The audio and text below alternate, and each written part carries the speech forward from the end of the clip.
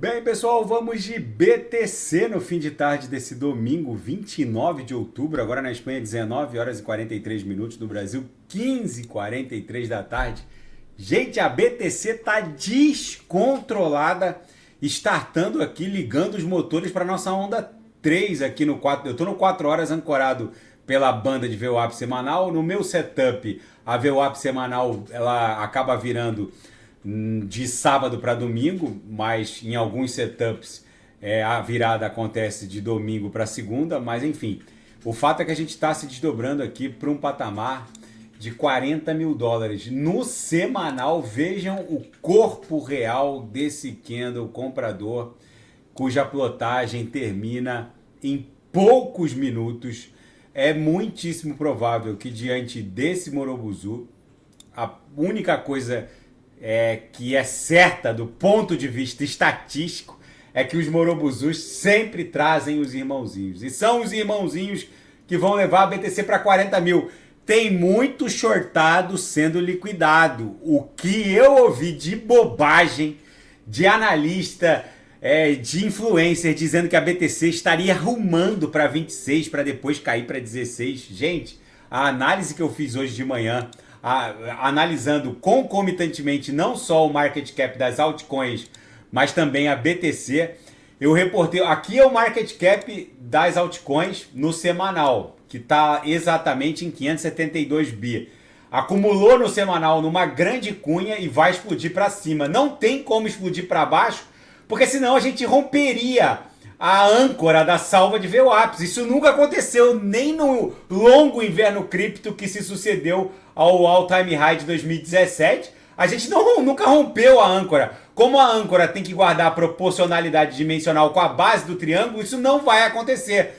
E aqui, no gráfico semanal da BTC, é ridículo, diante de um corpo real desse extenso, achar que a BTC vai fazer isso. É muito mais fácil a BTC abrir uma série, startar uma série de irmãozinhos para esse Morobuzu, que é o que acontece quando vem o Morobuzu, ele sempre traz os irmãozinhos. É muito mais fácil a BTC trazer os irmãozinhos para 50 do que cair de volta para baixo da âncora. Gente, o que tem de bobajada na internet, de gente que não entende nada, é impressionante. E pior que tem gente abrindo short, vendendo as posições, e aí a BTC vai voltar para 40, o sujeito vendeu Solana a 30 e depois vai querer recomprar a 45. Aí perde 30% do patrimônio cripto, talvez até mais, 50% do patrimônio cripto, e depois fica reclamando, dizendo que o mundo cripto é um lugar para perder dinheiro. É um lugar para perder dinheiro para quem não sabe e não entende como funcionam as ondas de movimentacionais do mundo cripto. O mundo cripto, a gente almoça o caos para jantar selvageria. Não adianta pegar a análise técnica do mercado financeiro tradicional, que tem circuit break, que tem hora para abrir, que tem hora para fechar, que tem regulamentação de alavancagem, que tem isso, que tem... Aqui não tem nada. Aqui tem plataforma alavancando 120, aqui não tem hora, aqui não tem circuit break, aqui não tem nada. Aqui é o caos. E é no caos que a gente vai ganhar bastante dinheiro. Quem quer o sono dos justos, volta para B3. Gente, na seara fática, o vice-secretário do Tesouro norte-americano entrou na briga startada pela senadora norte-americana Elizabeth Warren e acabou dizendo que não são as criptos que financiam o terrorismo, principalmente o grupo Hamas.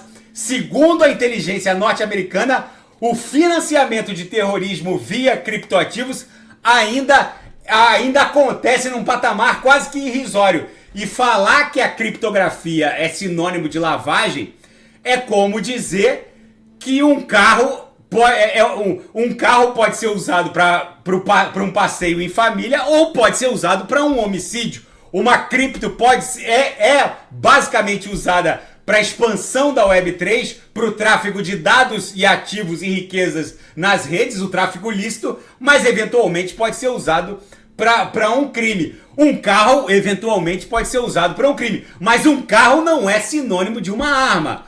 Assim como uma cripto não é sinônimo de um meio para se praticar lavagem. Pode ser usado? Pode ser usado, mas não é sinônimo. É isso que o secretário do Tesouro norte-americano, vice-secretário, quis pontificar. E a previsão da VanEck, uma gestora de um fundo gestor de ativos nos Estados Unidos, a previsão dela para Solana, é de uma valorização de 10.000%. Segundo a VanEck, uma simples Sol vai estar valendo $3.000 até 2030.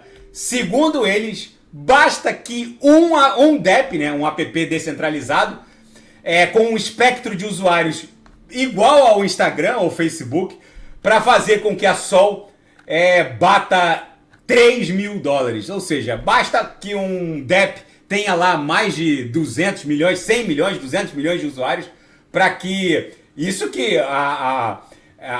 segundo a lei de Metcalfe, que mede o valor de uma rede com base no espectro e na base de usuários, a lei de Metcalfe sustenta esse vaticínio da VanEck. Vamos ver se isso vai se confirmar. As minhas Solanas estão lá em stake. Bem, na seara geopolítica e finanças internacionais, a inteligência generativa está remodelando o cenário da consultoria. Hoje, o mundo da consultoria vive uma verdadeira revolução. Mais importante do que entender profundamente de um determinado assunto é saber buscá-lo através das interfaces de inteligência artificial. É muito interessante isso, gente, porque até poucos meses atrás, uma das profissões mais cobiçadas do planeta era de programador. Hoje, a inteligência artificial transforma qualquer um de nós em programador. Eu posso dizer para uma interface de inteligência artificial para programar em Java, em Solidity, em qualquer linguagem da qual eu não domino absolutamente nada, eu posso pedir para a interface programar e eles fazem o deploy, eles fazem a correção de bugs, as interfaces no caso, né? A inteligência artificial faz tudo, eu simplesmente posso virar um programador sem entender nada de programação. E é isso que está acontecendo com as consultorias. Outras áreas do conhecimento humano, como radiologia, essas áreas estão sofrendo revoluções assim nunca pensadas.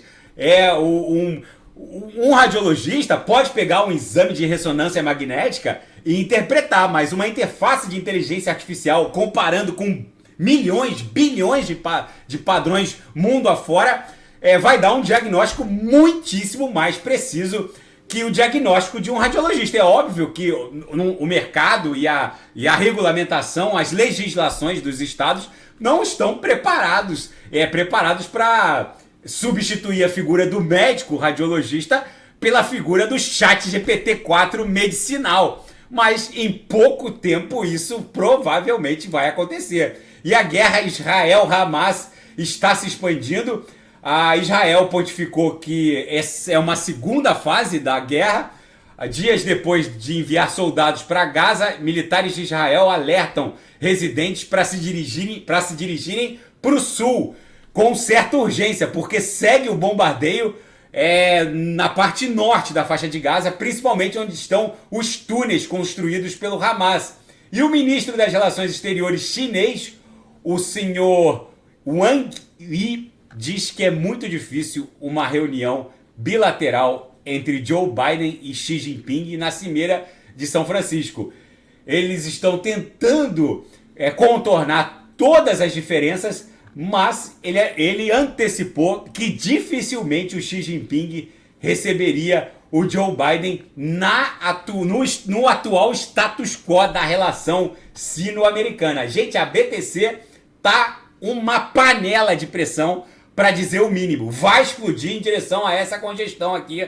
No semanal, o nosso balezão Bolshoi tá se desdobrando. Os irmãozinhos desse Morobuzu vão aparecer já já. Tá bom, pessoal? Se nada fugir do script, eu volto amanhã para analisar a própria BTC. Fiquem com Deus e quem quiser sugerir alguma análise é só colocar nas mensagens abaixo. Grande abraço, até amanhã. Fiquem com Deus.